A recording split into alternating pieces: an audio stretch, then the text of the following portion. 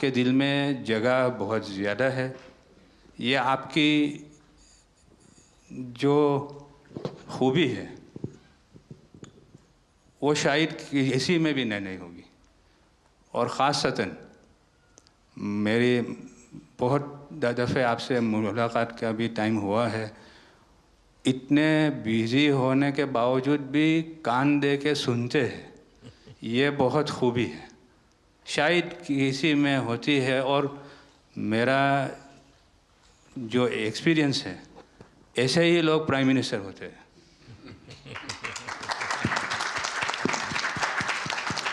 સાહેબ આ Waqf amendment bill આપ લઈને આવ્યા 75 વર્ષમાં પહેલી વાર આ કમ્યુનિટી બીજા મુસ્લિમ કમ્યુનિટીને કોઈએ સાંભળ્યું છે, કોઈએ એકનોલેજ કર્યા છે।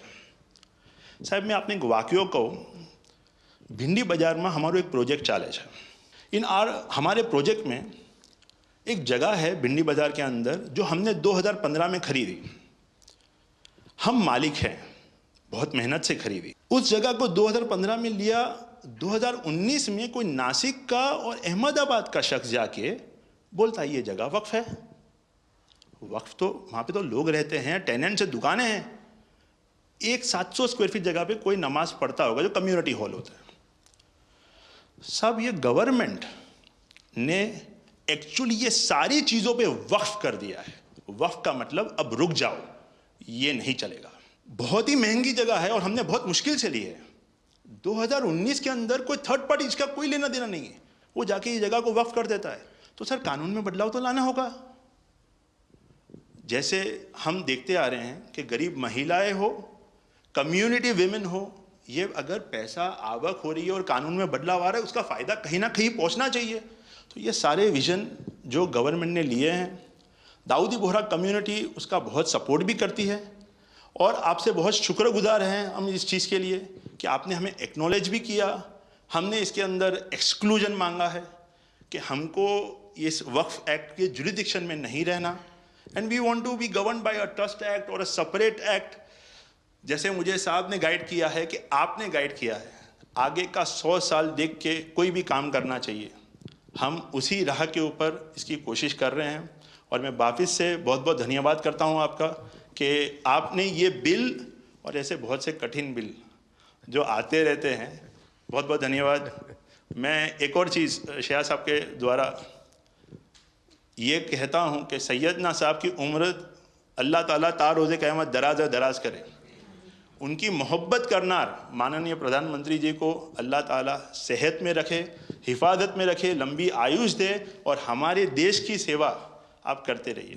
1923 से हम ये गुहार गवर्नमेंट से लगा रहे हैं कि हमें एग्जेम्पशन चाहिए। जो 51st हिज होलीनेस थे, उसके बाद 52nd सैयदना साहब और आज 53rd दाइल मुतलक सैयदना साहब वही सेम बात कर रहे हैं कि हमें एग्जेम्पशन चाहिए। 1923 में साहब जब एग्जेम्पशन मिला तो माइनॉरिटी को कंसीडर करा गया, लेकिन 100 साल बाद, जैसा गृह मंत्री जी ने उनके इंटरव्यू में पिछले सप्ताह कहा कि हमने सिर्फ माइनॉरिटी को कंसीडर नहीं किया। साहब ये जो एक्ट आया है वो प्रिवी काउंसिल क्यों लेकर आई?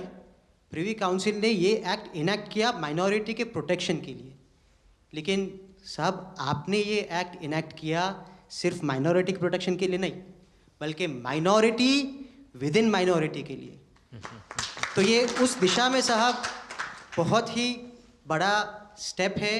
It is indeed a very strong step for the way forward. Thank you very much for it sir. In India, we have always found fertile ground, a land that has welcomed our work, recognized our values, and allowed our identity to flourish. Pradhan Mantri ji, under your leadership, we distinctly feel this spirit of inclusion. The recent amendment to the Waqf legislation, in which the Dawoodi Bohra community was formally recognized for the first time in independent India's 75-year history, may have been a brief mention, but to us it was profound. It affirmed something that we have always believed. We belong to India. We belong here. It is in this spirit that we proudly say, Hindustan hamaro watan chhe. We are inspired by your leadership. by your vision for India 2047 and by the clarity with which you speak of an India that is inclusive, confident and globally respected. नज़र में उतरना कमाल होता है, नफस में बिखरना कमाल होता है, बुलंदियों पर पहुंच जाना कोई कमाल नहीं होता, बुलंदियों पे ठहरना कमाल होता है। क्या दौलत है आपके लफ्ज़ों में, ऐसी क्या दौलत है आपके लफ्ज़ों में, आप जब भी बात करते हैं दिल खरीद लेते हैं। आपकी हम्बलनेस, आपकी ह्यूमिलिटी साहेब लाजवाब है। हमारा माइम कહેવાય છે સાહેબ, જે નમા રબને ગમા। સાહેબ તમારા તો નામમાં જ નમો છે, નમો અમે સૌને ગમો। आप सबका स्वागत है। शायद आप में से बहुत कम लोगों को पता होगा कि जब मेरे मन में वक्फ के एक्ट पर काम करने का विचार आया तो सबसे पहले मैंने सैयदना साहब से सलाह मशवरा किया, फिर उन्होंने आपको मेरे पास भेजा, तो मैंने इनको 3 साल तक परेशान किया कि आप ज़रा इसको अपने तरीके से देखिए, आप अपनी लीगल एडवाइस लीजिए, मुझे ड्राफ्ट दीजिए। यानी आप कल्पना नहीं कर सकते इतना कंसल्टेशन में उन्होंने मेरा साथ दिया। आप में से जो भी जानकार लोग उनको बात कर करके ले आए और एक एक शब्द फुल स्टॉप कॉमा में क्या करना चाहिए यहाँ तक मुझे मदद मिली। ये बात मेरे लिए कोई नई नहीं थी, कैसे करना उसके लिए आपको शायद याद होगा जब आपके दादाजी सैयदना साहब, अब वो तो 1900 से, तो एक बार मेरे घर पे आए थे, तो फिर उसी में से बात निकली पाटन की। अब एक व्यक्ति इस वक़्फ़ के नाम पे आप लोगों के लिए वो सबसे बड़ी श्रद्धा की जगह है, उसको दबोच के बैठा हुआ। अब मैं भारी कोशिश की मैंने खुद ने, यानी मुझे मालूम था कि कितनी पीड़ा आप लोग सह रहे। एक्चुअली वक्फ का जो स्पिरिट है, आखिर ये किस चीज के लिए, किसके लिए, उसका अगर दुनिया को उत्तम से उत्तम कोई मॉडल दे पाएगा तो सैयदना साहब दे पाएंगे। लेकिन अब नई व्यवस्था में कानून के तहत तो दुनिया देखे कि भी देखिए कल तक वक्फ के नाम पर क्या हुआ और अब देखिए कैसे हो सकता है। और जब गरीब से गरीब इंसान की दुआ मिलेगी तो उसकी ताकत अनेक गुना बढ़ जाती है जी। हमारा काम है ऐसे लोगों के हाथ में अधिकार देना, ऐसे लोगों के हाथ में व्यवस्था देना।